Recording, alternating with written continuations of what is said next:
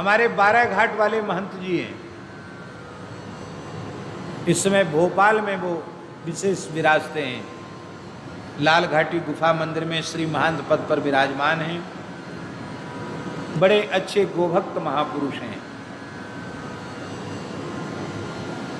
उनको बहुत तेज दमा हो गया, दमा, और महाराज जी ऐसी स्थिति हो गई कि वो 5 कदम न चल सकें, 5 कदम, नई अवस्था, 5 कदम न चल सकें, इतनी जोर का दमा उखड़े। उनके गुरुदेव भगवान विराजमान थे, परम पूज्य श्री मुरलीदास जी महाराज। उन्होंने कहा, अरे भैया लाला छोरा तो कहाएगा, ये तो एकदम क्या काम करोगे, तो जवानी में ये हो गई तुम्हारी हालत।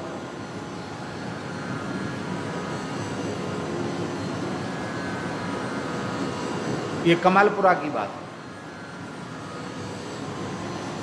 तो पहली बार सुन लो, कान खोलकर सुन लो, पहली बार गाय ने बछड़ा दिया हो, पहली बार ही, माने पहली ब्यात हो उसकी, पहली बार ही वो गाय माँ बनी हो, और पहली ब्यात में उसने बछड़ा दिया हो,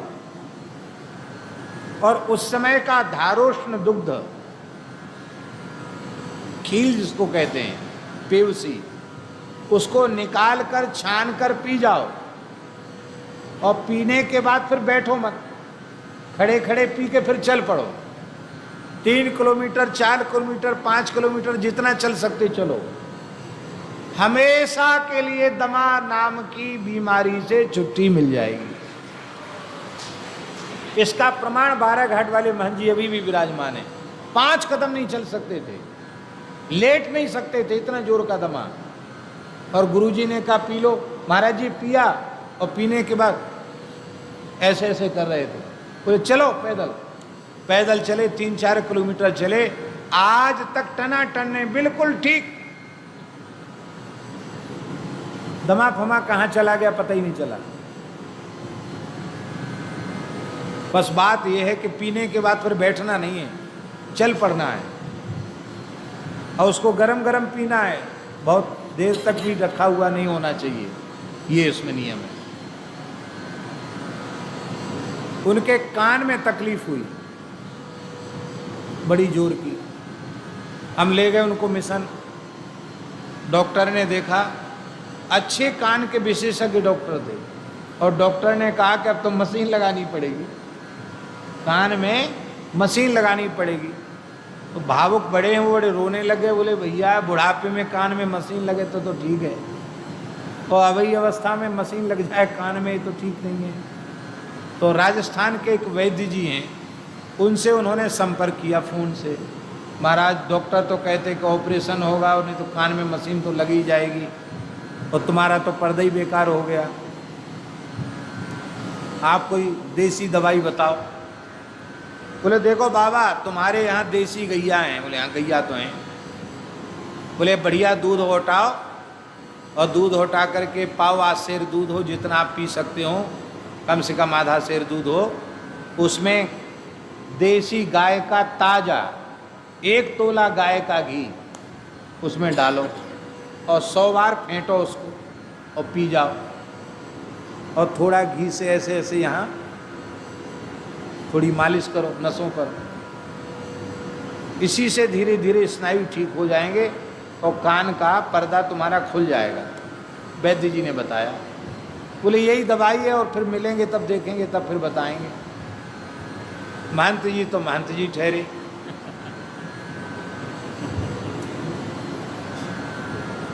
उन्होंने 1-1.5 किलो दूध बढ़िया खूब उठाया, कम से कम 1.5-2 किलो दूध होगा, और 200 ग्राम कम से कम उसमें घी डाला, 200 ग्राम घी खूब फेंटा। उनकी शक्ति भी है पचाने की महाराज, वो पी गए।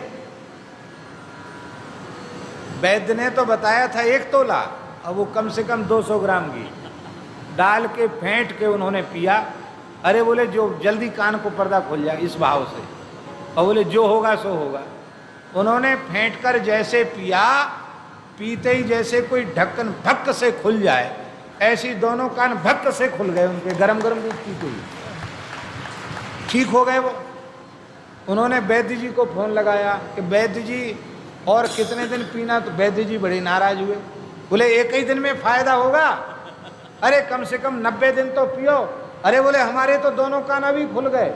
तो अभी? हम बोले हाँ, एक खुराक में ही दोनों कान खुल गए हमारे। कैसे खुले? वैद्य को भी आश्चर्य हुआ, महाराज कैसे खुले? उन्होंने बताया हम तो आधा सेर दूध नहीं, हम तो कम से कम 1.5 किलो से ऊपर दूध होगा, उसमें खूब 100-200 ग्राम घी डाल के फेंट के पिया। बोले महाराज आपको कुछ नहीं होने वाला, आप खूब दूध घी पियो, अब तक कान बिल्कुल ठीक है। एक बहुत बड़े अधिकारी पद पर रहे हैं, बहुत सेवानिवृत्त होने के बाद परम श्रद्धेय स्वामी रामसुखदास जी की सन्निधि उन्होंने प्राप्त की। अब वृंदावन वास कर रहे हैं, माथुर साहब। उनको हार्ट की बहुत भारी तकलीफ हो गई थी। एक वैद्य ने उनको बताया, डॉक्टर ने तो महाराज जी कह दिया था उनको कि बाईपास सर्जरी कराओ और उसके बाद घी छूना नहीं जीवन में, घी खाते ही मर जाओगे।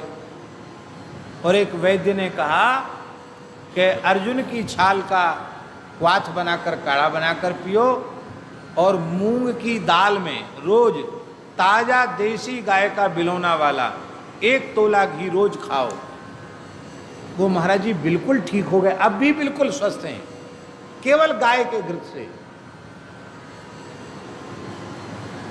जितने भी अमृत तत्व हैं उनमें सबसे श्रेष्ठ घृत है। आयुर्वै घृतम तेजोवै घृतम। और हमारे यहाँ ब्रज में तो कहें घ्यू ब्राह्मण को जीव। घ्यू ब्राह्मण को जीव, जीव माने प्राण है, उसके बिना वो जी नहीं सकता। बोलो भक्तवत्सल भगवान की जय। बस ये है कि थोड़ा घी खाने की मनाही नहीं है, पर हमारे जैसे बैठना ज़्यादा नहीं चाहिए, फिर थोड़ा शरीर से श्रम करना चाहिए जिससे वो दूध घी आदि शरीर में पच सके। और नहीं तो ये वस्तुएं भी अधिक मात्रा में जब हम लेते हैं और उनको, उनकी जो ऊर्जा है उसको हम पचा नहीं पाते हैं, तो कई बार उनसे भी विकृति होती है। इसलिए अपनी